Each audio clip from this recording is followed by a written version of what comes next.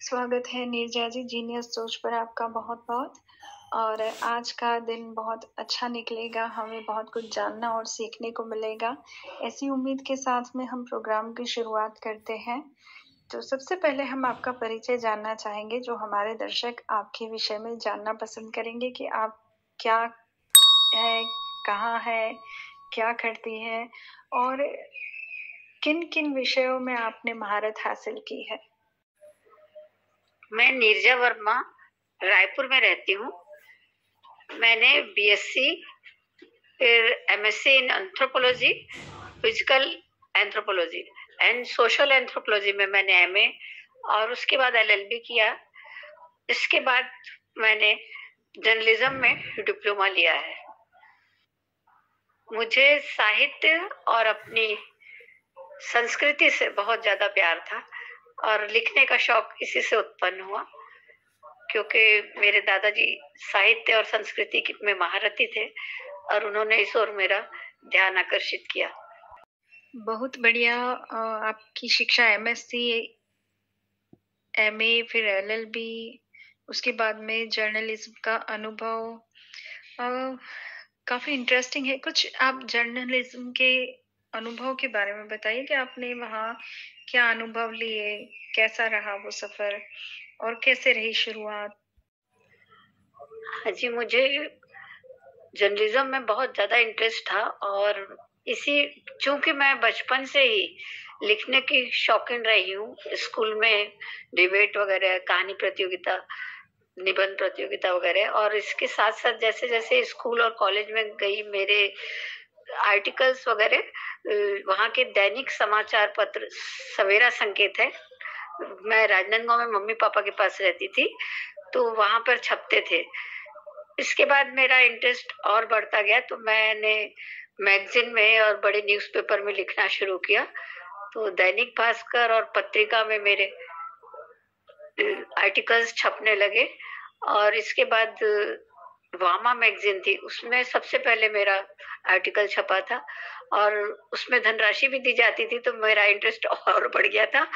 इसके बाद फिर मेरी सहेली और सखी और वनिता, इन मैगजीनों में मेरा लगातार समय के अनुसार जो भी वो लोग विषय संबंधित देते थे, कि कभी कोई त्योहार संबंधित या कभी कोई उनका लेख मांगा जाता था कि इस विषय में लिखिए, तो मैं लिखती थी। और उसके बाद मेरे उसमें ऐसा स्थान बन गया कि वो लोग मुझे ही अप्रोच कर लेंगे कि आप लिख के भेजिए, स्पेशली सखी मैगजीन और वनिता वाले। तो आज मेरा उनसे काफी अच्छा संपर्क है और इसी तरह से दैनिक भास्कर और पत्रिका न्यूज़पेपर में भी मेरा काफी समय तक के अभी भी चल रहा है। मैं लिखती हूँ और वो लोग समय समय पर मुझे लिखने और मांग करते हैं। 2 वर्ष तक मुझे पत्रिका वालों ने एक कॉलम दिया था जिसका मैं संचालन करती थी और लिख के भी भेजती थी। उसी बीच मैं यहाँ ऑल इंडिया चाय पत्ती का एक कंपटीशन हुआ था ऑल इंडिया बेस पे, उस पे भी मैं जीती थी और उस समय 1 किलो के पैकेट्स में हमारी कहानी हर जगह छपी थी और इवन राशन की बड़ी-बड़ी दुकानों और मॉल में भी मिलता था और मेरे पास उन्होंने उसी से संबंधित इनामी राशि और 12 पैकेट्स भेजे थे। तो इस तरह से छोटी-छोटी यात्राएं बढ़ते गई और मेरा जर्नलिज्म में झुकाव बढ़ता गया और मैंने उसी खुशी में मैंने कोर्स किया था बाद में, एमएससी करने के बाद। अच्छा, आप रविशंकर यूनिवर्सिटी के बोर्ड ऑफ स्टडी मानव शास्त्र की सदस्य भी रही हैं, तो उसमें क्या क्रियाकलाप हुआ करते थे? आपने वहाँ क्या नया शोध वगैरह कैसे वहाँ का वातावरण था और कैसा अनुभव रहा आपका? कृपया इस विषय में भी आप थोड़ा प्रकाश डालिए। जी, मैंने एमएससी किया यूनिवर्सिटी से, जो यूनिवर्सिटी टीचिंग डिपार्टमेंट है रविशंकर विश्वविद्यालय का रायपुर। तो वहाँ मेरे परसेंटेज अच्छे आए थे, मैं यूनिवर्सिटी में 2nd पोजीशन में थी। तो मैंने पीएचडी के लिए अप्लाई किया था, लेकिन मेरे से जो 2% ज्यादा थे उनको स्कॉलरशिप मिली और मुझे सिर्फ पीएचडी करने का ऑफर मिला था।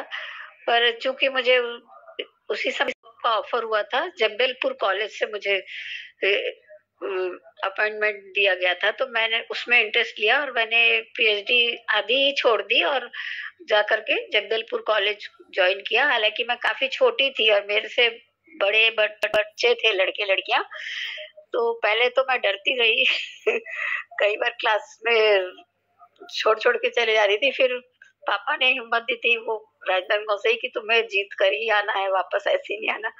तो मैं काफी मेहनत करी और धीरे धीरे, मैं झूठ नहीं कहूंगी, इतनी उन बच्चों की प्रशंसिका बन गई थी कि जब मेरी शादी तय हो गई और मुझे छोड़ना पड़ा तो सारे 300 करीब बच्चों ने पापा मम्मी को लिखा कि हम यहीं पर रखेंगे अपनी मैडम को और घर भी खोज के देंगे, यहीं पढ़ाने दीजिए।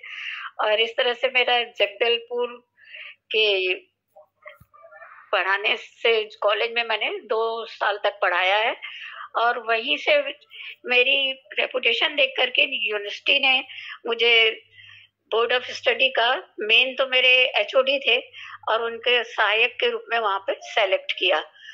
तो मैं वहां भी 2 सेशन तक रही जब तक कॉलेज में जॉब करी। तो वहां मैंने प्रोस्पेक्टस वगैरह बनाया और जो मेरे एचओडी थी उनके साथ हेल्प करती थी यूनिवर्सिटी में, कभी कभी क्लासेस भी लेती थी और कभी अपने जगदलपुर के वहां पर भी जाकर के मुझे देखना पड़ता था। वहां पे जो म्यूजियम था उसको भी मैंने देखा कि जो हमारी संस्कृति, उसमें एक सब्जेक्ट होता था सोशल एंथ्रोपोलॉजी, जो बस्तर के आदिवासियों पे रिलेटेड था और उनकी जीवन सरगर्मी और वो सब रहन सहन वगैरह देखना था। तो वो भी मैं बच्चों को लेकर के टूर पे ले गई थी और उनका मैंने एक थीसिस भी लिखी थी उस पे, तो वो वहां मैंने सबमिट की थी। और इस तरह से 2 वर्ष जो मैंने यूनिवर्सिटी में और कॉलेज में बिताए वो बड़े अच्छे थे और बहुत अच्छा अनुभव रहा। वहाँ सभी जगह मुझे तारीफ भी मिली, अपनापन भी मिला और एंथ्रोपोलॉजी से मेरा लगाव इसलिए बहुत ज्यादा है। तो मैं हमेशा वहाँ उसके लिए कुछ ना कुछ करना चाहती रही और कोशिश भी करती हूँ। अभी भी रायपुर में मैंने वहां जाकर के अपने डिपार्टमेंट के लिए कभी कभी क्लासेस लेना, इस तरह से छोटी छोटी क्रियाकलाप हेल्प करती रहती हूँ। आपका साहित्यिक अनुभव भी खूब रहा है, देख रही हूँ। दैनिक भास्कर पत्रिका, सवेरा, वामा, वनिता, मेरी सहेली, सखी आदि कई जगहों पर आपने अपने लेख या कविताएं प्रेषित की हुई हैं। तो इस विषय में हमारे दर्शकों के लिए कोई अगर जानकारी हो तो कृपया जरूर दीजिएगा कि आपने यहाँ कैसे अप्रोच किया और कैसे यहाँ तक पहुंची है। देखिए, सबसे पहले तो मैंने जो हमारे शहर का लोकल पेपर था दैनिक सवेरा, उस पे मैं भेजती थी और उन्होंने पसंद किया तो छपने लगी। और फिर जैसे जैसे अकॉर्डिंग टू एज और अनुभव मेरा साहित्य में बढ़ा तो मैंने फिर दैनिक भास्कर और पत्रिका न्यूज़पेपर में भेजना शुरू किया। साथ ही उन दिनों एक वामा मैगजीन आती थी, उसमें मैं भेजा करती थी। तो स्टार्टिंग में 2-3 भेजी, नहीं छपा, फिर भी मैंने कोशिश की। उसके बाद उन्होंने मौका दिया और बाद में फिर इसी तरह से मेरा सफर स्टार्ट हुआ। और वामा मैगजीन ने तो स्टार्टिंग में ही ले लिया था मेरा। फिर वनिता में मैंने अप्लाई किया, सखी में किया और मेरी सहेली में भी किया था। तो 2-3 मेरे आर्टिकल वापस भी आते थे जो, या कई वेस्ट भी हो जाते थे। उसके बाद मैं लगातार भेजती रही। तो ऐसा कुछ हुआ कि ईश्वर की दया से मतलब छपने लगे और जैसे जैसे छपने लगे उन्होंने मुझसे समय समय पर, कभी कभी, हमेशा नहीं, कांटेक्ट भी करना शुरू किया और फिर मैं इसी तरह से लिखते गई और आज भी लिख रही हूँ। न्यूज़पेपर में ऐसा है कि दैनिक भास्कर वालों ने पसंद किया और उसके लिए कई बार मुझे प्रशस्ति पत्र भी दिए हैं। और पत्रिका न्यूज़पेपर में मैंने जब भेजना शुरू किया तो उन्होंने एक कॉलम के लिए मुझे ऑफर किया था जो माइंड गेम के नाम से काफी चला। तो मैंने उसमें हामी भर दी और हर हफ्ते मुझे उसमें मेहनत भी करनी पड़ती थी। उसके बाद वो डेली का कर दिया गया था, इतना लोगों को पसंद आया क्वेश्चन आंसर होते थे, और किसी एक शब्द के लिए अनेक शब्द, या कुछ किसी भी एक साहित्यकार के ऊपर रचनाएं ऐसे होती थी, और फिर वो 200 वर्ष तक चला। और आज मैं जब भी जो भी सामूहिक विषय पर लोग ऑफर देते हैं, चाहे मुझे भेजें या अपने उसमें ही निकालें, मैं उसमें शामिल होती हूँ और जरूर भेजती हूँ। और अब इस तरह से कुछ जैसे पत्रिका वाले हैं, दैनिक भास्कर वाले हैं, वनिता और सखी वाले, वो लोग मुझसे खुद ही कांटेक्ट अप करने लगे हैं। तो मैं उस दूसरों की भी हेल्प कर देती हूँ कि आप यहाँ भेज दीजिए। अत्यंत प्रेरणादायी बात कही आपने। बस्तर की जो आदिवासी वाली थी, वो मैंने आपका नया जमाना पुराना खजाना पुस्तक में भी आपका लेख देखा था। वो भी इन्हीं चीजों को लेकर के था, जो सच में एक पुराने खजाने को दर्शाता है।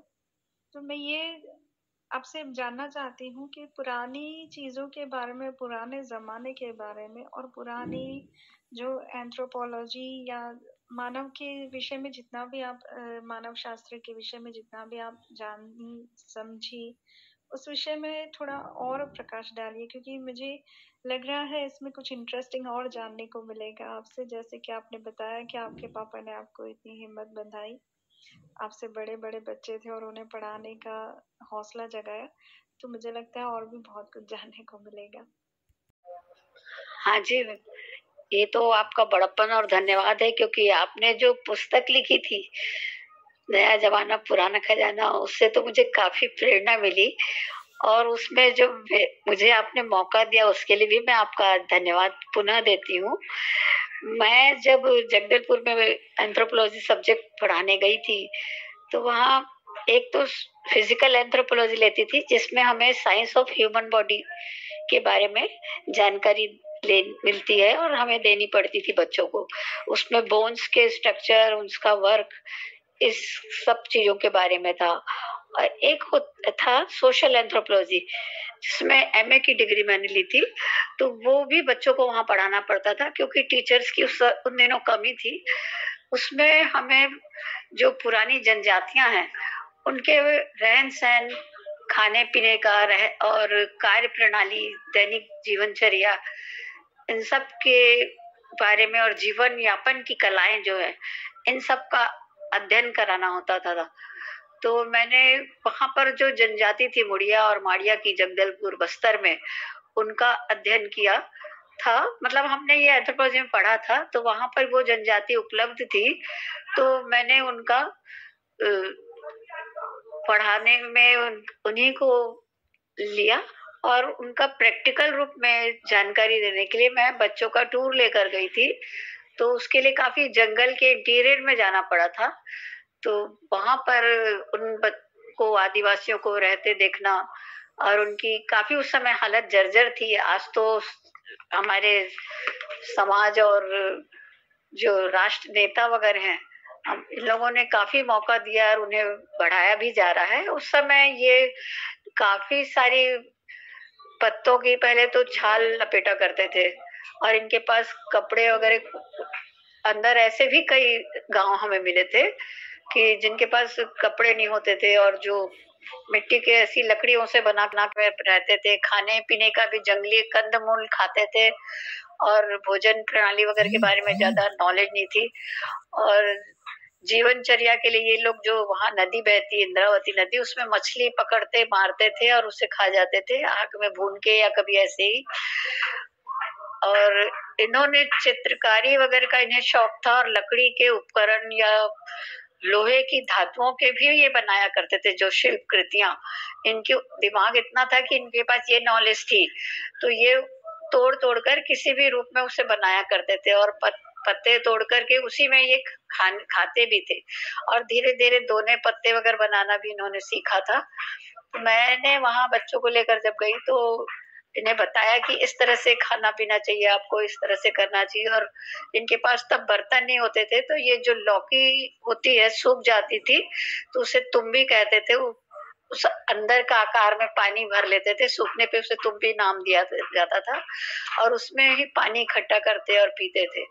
लेकिन जो थोड़े से प्रशिक्षित हो गए थे, जो शहर के करीब आने से जिनमें नॉलेज हो गई थी, वो लोग बर्तन वगैरह एल्यूमिनियम के यूज करते थे, चूल्हे में पकाते थे, और चावल मुख्य रूप से खाते थे, मोटे चावल खाते थे, और जो भाजियां कंदमूल होते हैं उन्हीं की भाजियां ज्यादा खाया करते थे। मैंने वहां भी उनका अध्ययन किया है, और कुछ जो इनसे दैनिकचर्या में इनका यही था कि पहले तो इनके पास कलर नहीं होते थे, तो ये पत्ते और फूलों से रंग बना करके, कहाँ बनाए, इनके पास कागज नहीं होते थे तो दीवारों पर बनाया करते थे, जो पुराने पत्थर हैं उनमें बनाया करते थे। तो ऐसी चित्रकारी काफी मिली मैंने जब इंटीरियर में प्रवेश किया। और जो कुटुम्ब सर की गुफाएं हैं वहां पर, जिसे आज काफी फेमस हो गई है, जो तो वहां पर इन्होंने दीवारों पे भी काफी ऐसा सब उकेर रखा था। और पुराने पुराने जो इनकी गुफाएं मिलेंगी, पत्थरों में कहीं मिलती थी, उस पे भी इनकी दीवारों पे ये लोग ये चित्रकारी बनाते थे। जब इनकी चित्रकारी मतलब पसंद की जाने लगी, तो इन्होंने कागजों पे बनाना शुरू किया, दीवारों पे। और अब तो कलर वगैरह का यूज करते हैं, तो अब तो काफी ये लोग उन्नति कर चुके हैं। वरना इनके पास खेती बाड़ी जो भी होती थी, उसे बहुत ही सस्ते ये शहर की ओर जाकर के बेच दिया करते थे। मैं खुद तब वहां रहती थी, तो 2 बड़े बड़े बंडल ये कंधे पे उठाकर लाते थे, और 10 रुपए में कोयले और लकड़ियां दे दिया करते थे। इसी तरह से यहाँ पर जो मेवा वगैरह था, काफी काजू और ये 2-3 चीजें सस्ती इन लोग पैदा कर लेते थे, इनको पता ही नहीं था कि इसका महत्व क्या है। उसे भी मार्केट में बहुत ही सस्ते दामों में बेचा करते थे। फल फूल भी यहाँ काफी होते थे, जामुन वगैरह, अमरूद, और उनकी भी ये लोग ऐसे ही सस्ते बेचा गए। आजकल ये लोग लेकिन काफी बढ़ गए हैं, और इन पे नॉलेज आ गई है, इनकी कलाकृतियां काफी प्रसिद्ध हो गई, जो शहरों के साथ साथ विदेशों में भी पसंद की जाती है। शिल्प कलाकृति है, लकड़ियों के बने बने बड़े बड़े वो है पेंटिंग्स, और दीवारों पे पोस्टर, और कलर का भी इन्हें ज्ञान हो गया है। ऐसे ही कोसा सिल्क जो है, इस बस्तर से ही शुरुआत हुई थी इसकी। इसके भी कारखाने थे जिन्होंने मैंने बच्चों को दिखाया था, और अब तो कोसा सिल्क काफी महंगी मिलती है। तो इनके जीवन परिचय से काफी कुछ इनका आदिवासियों का देवता, और उनको मानते थे, इनके एक देवता थे, और इनकी कुछ ऐसी प्रणालियां थी कि ये जो भी चीज है, कहीं भी किसी की मृत्यु हो तो वहां इकट्ठे होकर के उसे जमीन के अंदर रख करके मतलब दफनाना नहीं जानते थे, बंद कर देते थे मिट्टी, और वहीं पर चित्रकारी करने लगते थे। अब तो काफी कुछ इनमें चेंजेस आ गया, और जैसा हम लोग करते हैं उस तरह की सब चीजें इनको ज्ञात हो गई हैं, काफी विकास भी हो गया है। तो शिक्षा और आदिवासियों के साहित्यिक जीवन पर यही सब कुछ देखा था मैंने। बहुत बढ़िया। आकाशवाणी रायपुर से कविताएं और नाटक आपके प्रसारित हुए हैं, तो ये तो बहुत ही हमारे लिए गर्व की बात है कि हम आपसे जुड़े हैं। तो ऐसे ही आकाशवाणी से आपका कैसे प्रसारित हुए सारे नाटक और जो कविताएं हैं, वो किस तरह प्रसारित हुए? आपने खुद ने प्रसार किया या किसी और के द्वारा आपकी कविताएं और नाटक का प्रसारण हुआ? कैसे, हम जानने के लिए बहुत उत्सुक हैं। जी, आकाशवाणी रायपुर में जब मैं शादी के बाद, तो मैं फरीदाबाद में रही हूँ। उसके बाद हस्बैंड का ट्रांसफर भिलाई में जब हुआ, तो भिलाई में मैं स्कूल में मैंने पढ़ाना शुरू कर दिया था। हस्बैंड के एक्सीडेंट हो गया था, तो मुझे फिर स्कूल में पढ़ाना पड़ा। उन्हीं दिनों मैं ट्यूशन वगैरह भी लेती थी, और बच्चों का कार्यक्रम आकाशवाणी के द्वारा होना था, तो मैं अपने स्कूल के बच्चों को लेकर के रायपुर गई थी, और मैंने उनका प्रोग्राम बच्चों की मतलब आपस में हो रहा था, इंटर स्कूल वगैरह कंपटीशन, उसमें मैंने अपने बच्चों के द्वारा करवाया था। और जब वहां पर मैंने देखा कि वॉइस टेस्ट वगैरह भी हो रहा है, तो मैं वहां भी शामिल हो गई, और उन्होंने मुझे सेलेक्ट कर लिया। उन्हीं दिनों एक कृष्णचंद्र का नाटक 5 लोफर प्रसारित करना था नेक्स्ट वीक में। उन्होंने मुझे उसके लिए तुरंत सेलेक्ट कर लिया और फिर मैंने उसमें पार्टिसिपेट किया था। इसके बाद मैंने जब बताया कि मुझे कहानियां, लघु कथाएं वगैरह भी शौक है, तो जो मैडम थी उन्होंने कहा पहले आप कविता बताइए। और सच कहूं तो स्टार्टिंग में मैं कविता नहीं लिखती थी, लेख वगैरह, कहानियां वगैरह और रेसिपीज वगैरह ज्यादा ध्यान देती थी। फिर उन्होंने जब कविता लिखने कहा तो मैं पहली बार वहां बैठे बैठे उन्होंने कहा अभी आप लिख के बताइए और बोलने का मौका दूंगी। तो मैंने लिखा और फिर बोला था, तो वो कविता उन्होंने तुरंत पसंद कर ली और ब्रॉडकास्ट करवाया। उसके बाद मैं खुद ही अप्रोच करती थी, वहां मुझे ज्यादा मौका नहीं दिया गया था क्योंकि काफी लोगों की एक तरह से होड़ लगी रहती थी। तो मुझे 2-3 कविताओं में और ऐसे ही 1-2 नाटकों में और हिस्सा मिला था। अब इस तरह से आकाशवाणी में मैंने कुछ कार्यक्रम दिए थे और बच्चों द्वारा भी, अपने स्कूल के बच्चों के द्वारा 1-2 करवाए थे जिन्हें पसंद भी किया गया था उन दिनों। रेड लेबल चाय कहानी विजेता आप रह चुकी हैं, तो कौन सी कहानी दी थी और उसका सार क्या था? 2 शब्दों में अगर आप बयां करें तो उसको कैसे बयां करेंगे, या कहानी का शीर्षक क्या था, तो कृपया बताइए। हाँ जी, रेड लेबल चाय में ये कहा गया था कि आपको रेड लेबल चाय जो है पहले भी पसंद की जाती थी और आज भी इसमें आपके कम से कम शब्दों में कहना है। तो मैंने लिखा था कि जब मैं छोटी थी, पापा केटली वाली चाय बना के टेबल पे रख के पीते थे, मुझे अट्रैक्शन हुआ और मैं पापा से मांगती थी और ना करके भी पापा थोड़ी सी चाय देते थे। बाद में जब मैं कॉलेज में गई तो स्टडी करने पे मैंने चाय पीना अपने तौर पे शुरू किया और पढ़ाई करती थी। तो और बाद में जब आफ्टर मैरिज मैं थक जाती थी और एक रूटीन बन गया तो मैं चाय पीते आई। आज मेरे बच्चे भी पीते हैं और ऐसा मैंने लिख के भेजा था उसे कहानी के रूप में, तो वो काफी पसंद की गई थी। और उस समय 1 किलो के पैकेट्स में भी वो मेरी कहानी छपती थी और मतलब छपी थी और काफी उसे सराहा गया था और पुरस्कृत किया गया था। अंतरराष्ट्रीय पर्यावरण मित्र बहुउद्देशीय संस्थान छत्तीसगढ़ से राज्य महिला उपाध्यक्ष आपको चुना गया है, उसके लिए आपको बहुत बहुत बधाई और ढेरों शुभकामनाएं साथ में। तो ये कैसे संभव हुआ? पहले तो आपका बहुत बहुत धन्यवाद। आप स्वयं इतनी योग्य हैं, हर फील्ड में महारत हासिल कर रखी है और मुझे महत्व देती है, उसके लिए धन्यवाद देती हूँ। मैं ऐसा था मैडम कि बचपन से ही पेड़ पौधे अपनी दादी माँ को उगाते देखती थी, तो इंटरेस्ट था, तो मैं भी पर्यावरण और पेड़ पौधों से जुड़ते गई और मेरा शौक जो था वो बढ़ते बढ़ते, जब मैं भिलाई में थी तो हमारी एक ग्रुप बन गया था, कुछ फ्रेंड्स का क्लब जैसा बना लिए थे, तो हम जा करके गरीबों की और इन सब की हेल्प करते थे, वृद्धाश्रम वगैरह में और अनाथालय वगैरह में। और ऐसे ही जो पर्यावरण के प्रति हम लोगों ने काफी इंटरेस्ट बढ़ाया, तो मंदिरों में, गार्डन में, ऐसे जगह जगह पे हम लोगों ने पौधे लगाने शुरू किए थे।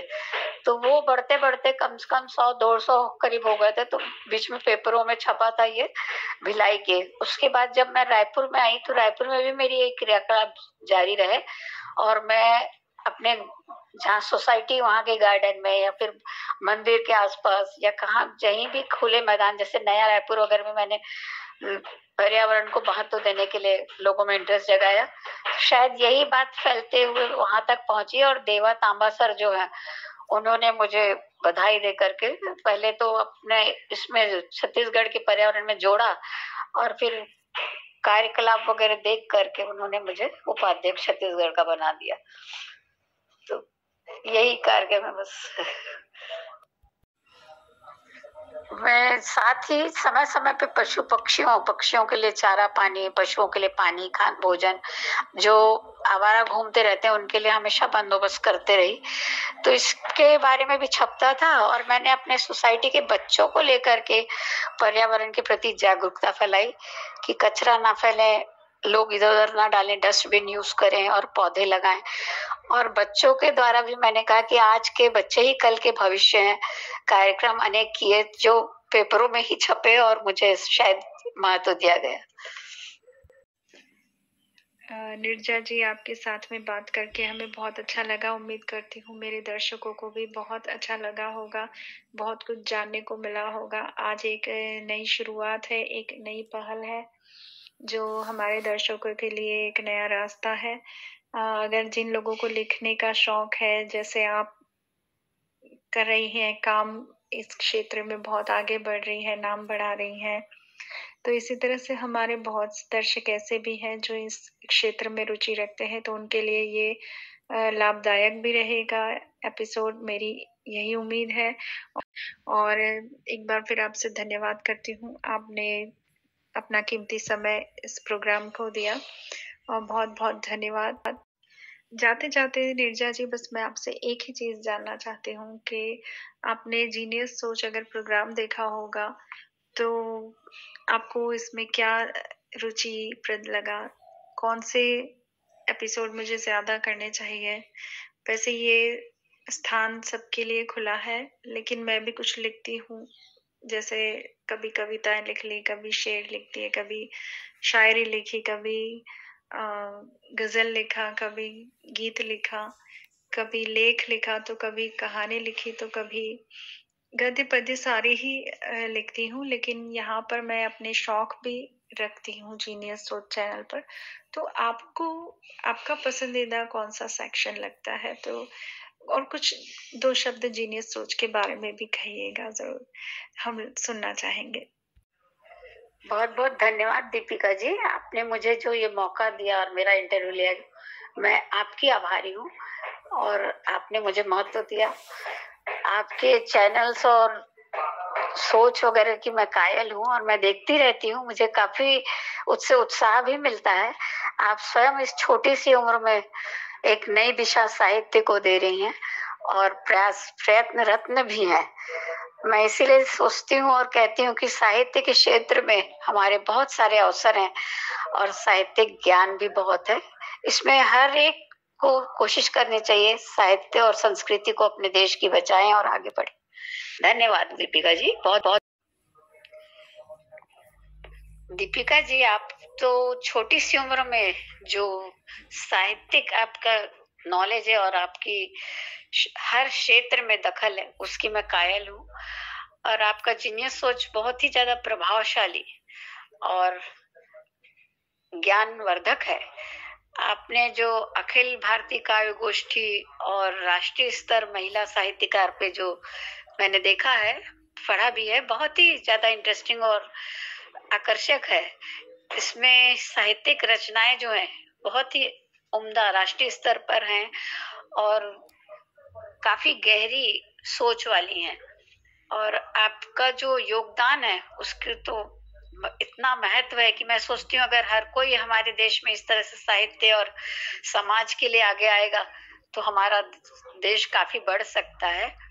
और जो उसमें आपने कविता पढ़ी थी, डूब रही थी बह जाएगा जीवन सारा, काफी भावपूर्ण है। जीनियस सोच है, इसमें काफी उम्दा अच्छे साहित्यकार हैं और अच्छी साहित्यिक बातें होती हैं। बहुत और आकर्षक मनोरंजक प्रोग्राम है, बहुत पसंद करती हूँ मैं इसे, बहुत सुंदर है, काफी अच्छा है और ये काफी आगे बढ़ेगा। आपके सभी क्रियाकलाप सफल हों और आप उन्नति करें, मेरी तो यही शुभकामनाएं हैं और आपको शुभकामनाएं देती हूँ, साथ ही आशीर्वाद भी, क्योंकि आप काफी छोटी हैं। और इसके साथ ही मैं आपको धन्यवाद भी देती हूँ। बहुत बहुत धन्यवाद दीपिका जी। जी, मैं आप सभी के प्यार और आप सभी के आशीर्वाद से ही आगे बढ़ सकी हूँ, जितना कर सकी हूँ। मेरे अंदर जो एक इच्छा थी कि कुछ मैं कर सकूं या कुछ ऐसा बन सकूं, वो तो मैं पूरा नहीं कर पा रही हूँ, क्योंकि मैं इतनी महान जितना आप मुझे बता रहे हैं नहीं हूँ आदरणीय जी। लेकिन हाँ, मैं कोशिश ये कर रही हूँ कि मैं सबके काम आ सकूं, और आप सभी का दिल में अगर मेरी थोड़ी भी जगह बनती है तो मुझे ऐसा लगता है कि मेरा परिवार बढ़ गया है, मुझे अच्छा लगता है।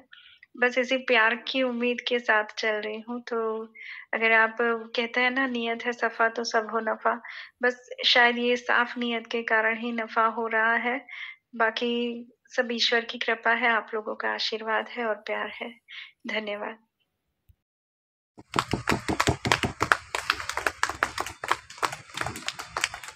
मुंह मत छिपा।